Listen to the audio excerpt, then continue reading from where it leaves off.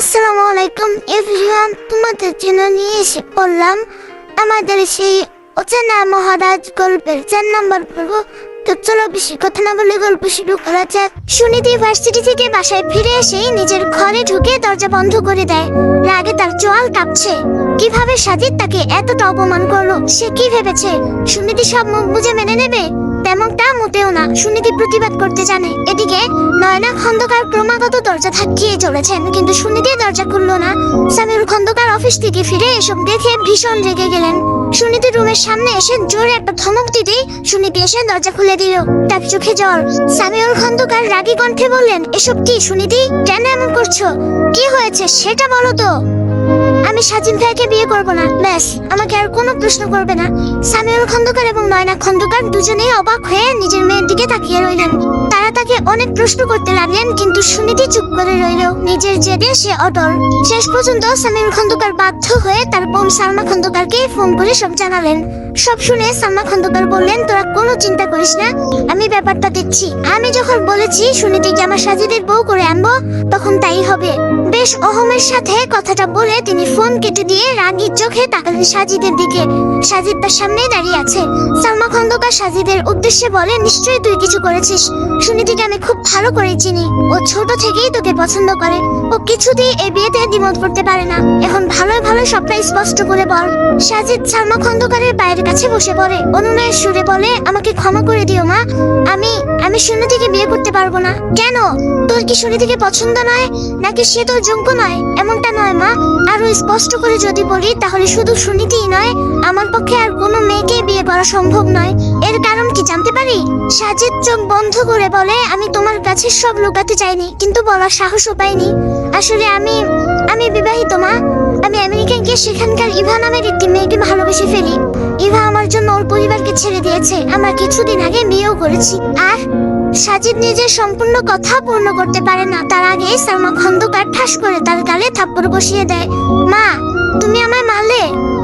সালমা খন্দকার ক্ষেপে উঠে বললেন, তোর সাহস কিভাবে হলো আমাকে না জানিয়ে এত বড় একটা সিদ্ধান্ত নেয়ার? কি ভেবেছিলিস তুই? একটা শ্বেতাঙ্গ বিদেশি মেয়েকে বিয়ে করে একেবারে আমায় জানাবি আর আমি এই বিয়েটা মেনে নেব? কিছুতেই না। আমরা একে অপরকে ভালোবাসি মা। আর আমি যে ছোটবেলা থেকে এত ভালোবাসা, এত কষ্টের মধ্যে দিয়ে তোকে বড় করলাম, তার কোনো মূল্য নেই তোর কাছে না? আমার জীবনে তোমার গুরুত্ব সবার আগে মা। তাহলে আমি যা বলছি তাই কর। তুই সুনিধিকে বিয়ে কর। তুই চাইলে ইভাকে নিয়ে আমেরিকায় থাকিস, অসুবিধা নেই। সুনিধি না হয় এই দেশে আমার কাছে থাকবে। আমারও তো কারো একজনের সঙ্গ দরকার। আর সুনিধিকে এসব কিছু জানানো দরকার নেই। এসব তুমি কি বলছো মা? এমনটা করলে তো ইভা ও সুনিধি দুজনকেই ঠকানো হবে। আমি এমনটা করতে পারবো না। তোকে আমার কথা শুনতেই হবে। আর যদি না শুনিস, তাহলে আমি নিজেকে কিন্তু শেষ করে দেব মা। শুধু তাই নয়, তোকে তোর বাবার সব সম্পত্তি থেকে বঞ্চিত করব। তুই বলেছিলি না তোর একটা বিজনেস শুরু করার জন্য 30 লাখ টাকার প্রয়োজন? সেই জন্য তোকে সুনিধিকে বিয়ে করতে হবে। এর মাধ্যমে সামিউল তোকে এই টাকাটা দেবে। আমি যা করছি তোর ভালোর জন্যই করছি। কিন্তু কোনো কিন্তু নয়। মায়েরা যা করে সন্তানদের ভালোর জন্যই করে। যা, আমি ইভার সাথে তোর বিয়েটা মেনে নিলাম। তুই আমেরিকায় ওর সাথে সুখে থাক। শুধু সুনিধিকে এসব জানানোর দরকার নেই। বছরে 2-3 বার দেশে আসবি, এটুকুই। বাকিটা আমি সামলে নেব। এটা আমাদের সবার লাভ। আমার কাছে তো তোকে দেওয়ার মতো 30 লাখ টাকা নেই। সেই টাকাটা সামিউল তোকে দেবে। আর এজন্য তোকে সুনিধিকে বিয়ে করতে হবে বাবা। সাজিদ এবার নিজের মায়ের সাথে তাল মিলিয়ে বলল, ঠিক আছে মা, যা চাও আমি তাই করব। এই না হলে আমার ছেলে অভিক পুনরায় তার আর্মি ক্যাম্পে ফিরে যাওয়ার জন্য প্রস্তুতি নিচ্ছিল। আহসান চৌধুরী এসে অভিককে বললেন, এখনই ফিরে যাচ্ছ? এখনো তো 1 সপ্তাহ সময় আছে। অভিক বলল, এখানে আর মন টিকছে না আপু। 1 সপ্তাহ না হয় রেজিমেন্টে অবস্থান করব। এমন সময় রাহেলা খাতুন এসে বললেন, এখন তোমার কোথাও যাওয়া হবে না। ব্যাস, যেদিন ছুটি শেষ হবে সেদিনই যাবে। কিন্তু আম্মু, আমি আর কোনো কথা শুনতে চাই না। অভিকের আব্বু, তুমি ওকে বুঝিয়ে দাও আমি ঠিক কি বলতে চাইছি। আমি কুসুম আপার সাথে কথা বলেছি। উনি আমাকে খুব ভালো একটা মেয়ের সন্ধান দিয়েছে। আমি ঠিক করেছি যে এবার অভিক ফেরার আগেই ওর এঙ্গেজমেন্টটা করিয়ে রাখবো। আর যদি সুযোগ পাই তো কাবিন করিয়ে রাখবো। অভিক বেশ রাগী সুরে বলল, আমি এসব ব্যাপারে আর কোনো কথাই শুনতে চাই না। Loud and clear. রাহেলা খাতুনও নাচুরবন্দা হয়ে বললেন, আমিও বলে দিলাম তোমাকে বিয়ে করিয়েই ছাড়বো। এই বলে রাহেলা খাতুন অভিকের ব্যাগপত্র কেড়ে নিয়ে বলল, মায়ের জেদের কাছে ছেলেকে নতজানু হতেই হবে। আর আমরা মেয়ে দেখতে যাচ্ছি। এটাও লাউড অ্যান্ড ক্লিয়ার। অভিক একবার আহসান চৌধুরীর দিকে তাকালো, কিন্তু তিনি ওই ইশারা দিয়ে বুঝিয়ে দিলেন এই ব্যাপারে তিনি আর কিছু করতে পারবেন না। অভিক একটা দীর্ঘশ্বাস ফেলে বলে, ঠিক আছে, মেয়ে না হয় দেখতে যাব, কিন্তু বিয়ের প্রতিশ্রুতি আমি দিতে পারছি না। আহসান চৌধুরী বিড়বিড় করে বললেন, তোমার প্রতিশ্রুতি থেকে আল্লাহর ইচ্ছাটাই বেশি কার্যকর। তিনি যদি চান তাহলে তোমার অবিবাহিত তকমা খুব শীঘ্রই মিটবে। সুনীতির সামনে এসে দাঁড়িয়েছে সাজিদ। সালমা খন্দকার আগেই কণ্ঠে সাজিদকে বলছেন, সবকিছুর জন্য সুনীতির কাছে ক্ষমা চা। সাজিদ মাথা নিচু করে বলে, সকালের ঘটনার জন্য আমি অন্তরের অন্তঃস্থল থেকে দুঃখিত। আমার উচিত হয়নি তোমায় ওভাবে বলা। আসলে তখন ওই ছেলেটাকে তোমার এত কাছে দেখে আমি নিজেকে সামলাতে পারিনি, রাগে এত কিছু বলে ফেলেছিলাম। সুনীতি রেগে বলে, আপনি যা বলেছিলেন তা অত্যন্ত অপমানজনক। আমি এত কিছুর পর আপনাকে ক্ষমা করতে পারি না। সালমা খন্দকার বুঝতে পারলেন পরিস্থিতি বেগতিক, তাই তিনি সবটা নিয়ন্ত্রণ করার জন্য সুনীতির সামনে এসে তার সামনে হাত জোর করে বলেন, আমি সাজিদের হয়ে তোর কাছে হাত জোর করে ক্ষমা চাইছি। দয়া করে তুই এসব মনে রাখিস না মা। আমার অনেক স্বপ্ন, তোকে নিজের বাড়ি বউ করবো। আমার এই স্বপ্নটা নষ্ট করিস না। বলেই তিনি কান্নার ভান করলেন। সালমা খন্দকারের এই কান্না দেখে সুনীতির মন গলে গেল, তাই সে বলল, তুমি এভাবে কেঁদো না ফুফু। এই বলে সে সাজিদের দিকে তাকিয়ে বলল, শুধুমাত্র ফুফুর কথা ভেবে আমি আপনাকে ক্ষমা করলাম, কিন্তু দ্বিতীয়বার এমন করার কথা ভাববেন না। আমার বাবা মা আমায় উঁচু মাথায় আত্মসম্মান নিয়ে বাঁচতে শিখিয়েছে, তাই নিজের সম্মান লঙ্ঘিত হওয়া আমি কিছুতেই সমর্থন করব না। বলেই সুনীতি একবার সাজিদ আরেকবার নিজের ফুফুর দিকে তাকিয়ে চলে গেল। সালমা খন্দকার স্বস্তি নিঃশ্বাস ফেললেন। চারদিকে বিয়ের ধুম লেগেছে যেন। সাজসজ্জায় উজ্জ্বল পুরো চৌধুরী বাড়ি, কেননা আগামীকালই সাজিদ ও সুনীতির বিয়ে। সাজিদকে 2 দিনের মধ্যেই আমেরিকা ফিরে যেতে হবে, ঠিক সেই কারণেই তাড়াহুড়ো করে বিয়ের দিন তারিখ এগিয়ে আনা হয়েছে। এর মধ্যে যতটা পারা যায় ঠিক ততটা আয়োজন করা হচ্ছে।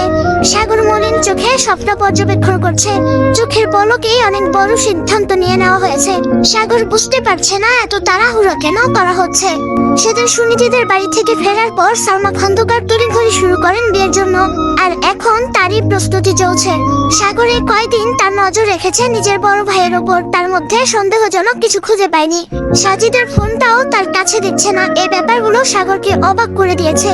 এদিকে সালমা খন্দকার সাজিদের ফোন নিজের জিম্মায় নিয়ে রেখেছেন, কারণ তিনি এখন পুরোপুরি কাউকেই ভরসা করতে পারছেন না। স্পষ্ট করে জানিয়ে দিয়েছেন বিয়ের আগে সাজিদ তার ফোন ফিরে পাবে না। সাজিদ প্রথমে আপত্তি জানালেও একসময় মেনে নেয়। মেনে নিতে বাধ্য ছিল সে, কেননা সালমা খন্দকার আবারও তাকে ব্ল্যাকমেইল করে। এদিকে সকাল থেকেই সাজিদের ফোনে ইভার কল আসছে, যা দেখে সালমা খন্দকার অতি বিরক্ত। শেষে বাধ্য হয়ে ফোনটা বন্ধ করতে যাবেন এমন সময় একটা মেসেজ দেখে চমকে উঠলেন। আশেপাশে তাকিয়ে কেউ আছে কিনা চেক করে মেসেজটা ডিলিট করে ফোন বন্ধ করে রাখলেন। এখন বেশ দুশ্চিন্তা শুরু হয়ে গেল তার। নিঃশ্বাস নিতেও কষ্ট অনুভব হচ্ছে।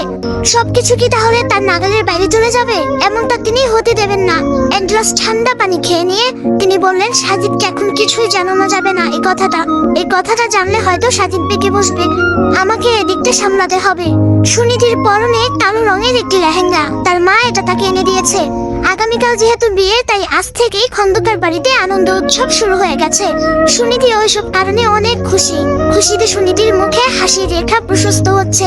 যদিও সাজিদের ব্যাপারটা এখনো সে ভুলতে পারেনি, কিন্তু তবুও নিজের ভালোবাসার মানুষটাকে বিয়ে করতে পারায় সে বেশ খুশি। সুনীতি তার বাবার ব্যালকনিতে দাঁড়িয়েছিল। এমন সময় লক্ষ্য করে কেউ তার দিকে কিছু একটা ঢিলের মতো ছুটছে, যা তার পায়ের কাছে এসে পড়ে। সুনীতি নিচের দিকে তাকালো, দেখলো একটা কাগজ। সেই কাগজ হাতে তুলে নিল। অতঃপর দেখলো সেখানে লেখা আছে, তোমাকে আমি এত সহজে অন্য কারো বউ হতে দেব না। আর যদি বিয়েটা অন্য কারো সাথে হয়েও যায়, বাসরটা কিন্তু আমার সাথেই হবে, মন্টু। এই চিঠি দেখে সুনীতি ভয়ে আটকে উঠল, কিন্তু সে এ বিষয়ে কাউকে জানিয়ে এই খুশির পরিবেশ নষ্ট করতে চায়নি। তাই চিঠিটা ছিঁড়ে ফেলে দিল আর হাত জোর করে আল্লাহর কাছে প্রার্থনা করে বলল, আমাকে এই বিপদ থেকে রক্ষা করো আল্লাহ। ওই মন্টু যেন আমার জীবনে নতুন আর কোনো বিপদ আনতে না পারে। সুনীতি এসবই ভাবছিল। এমন সময় তার মা নয়না খন্দকার এসে বলে, মামনি, তুমি এখানে দাঁড়িয়ে কি করছো? নিচে সবাই তোমার জন্য অপেক্ষা করছে। সুনীতি আচমকা নিজের মাকে জড়িয়ে ধরে। নিজের মেয়ের আচমকা এমন আলিঙ্গনে থমকে গেলেন নয়না খন্দকার। সুনীতির চোখে জল। কিছু হয়েছে কি মামনি? তুমি এভাবে কাঁদছো কেন? সুনীতির ইচ্ছা করছিল তার মাকে সব খুলে বলতে, কিন্তু সে তাদের আর কোনো দুশ্চিন্তা দিতে চায় না। তাই বলে ওঠে, তোমাদেরকে ছেড়ে আমি কিভাবে থাকবো? আমার যে ভীষণ কষ্ট হবে। নয়না খন্দকার মেয়ের মাথায় হাত বুলিয়ে বলেন, পাগলি মেয়ে, আমরা তো সব সময় তোমার পাশেই থাকবো। যখন ইচ্ছে আমাদের কাছে ছুটে এসো, আমরাও যাব তোমার কাছে। মায়ের কথায় কিছুটা স্বস্তি খুঁজে পেল সুনীতি। মাকে আরো নিবিড় ভাবে জড়িয়ে ধরে বলল, তুমি পৃথিবীর সেরা মা। তুমিও আমার কাছে পৃথিবীর সেরা মেয়ে। আমি এখনো সেই দিনগুলো ভুলিনি। বিয়ের পর 5 বছর আমি মা হতে পারিনি, এজন্য পাড়া প্রতিবেশী আত্মীয় স্বজন কত কথা শুনিয়েছে। অবশেষে আল্লাহর কাছে অনেক প্রার্থনা করে অনেক কান্নাকাটি করার পর তুমি এলে আমার কাছে।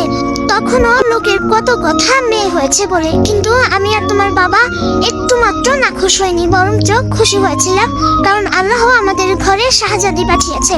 আমরা তোমাকে নিয়ে সুখে ছিলাম। আমাদের শুধু এইটুকুই চাওয়া, বাকিটা জীবনও তোমার এইরকম সুখ স্বাচ্ছন্দ্যে কাটুক যেমনটা এখন কাটছে। নিজের মায়ের কথায় সুনীতি আবেগপ্রবণ হয়ে ওঠে। অভিকের মুখোমুখি দাঁড়িয়ে আছেন রাহেলা খাতুন। গতকাল তিনি অভিককে সাথে নিয়ে মেয়ে দেখে এসেছেন। মেয়েটাকে তার ভারী পছন্দ হয়েছে। তিনি সিদ্ধান্ত নিয়েছেন ওই মেয়েকেই নিজের বাড়ির বউ করে ঘরে তুলবেন।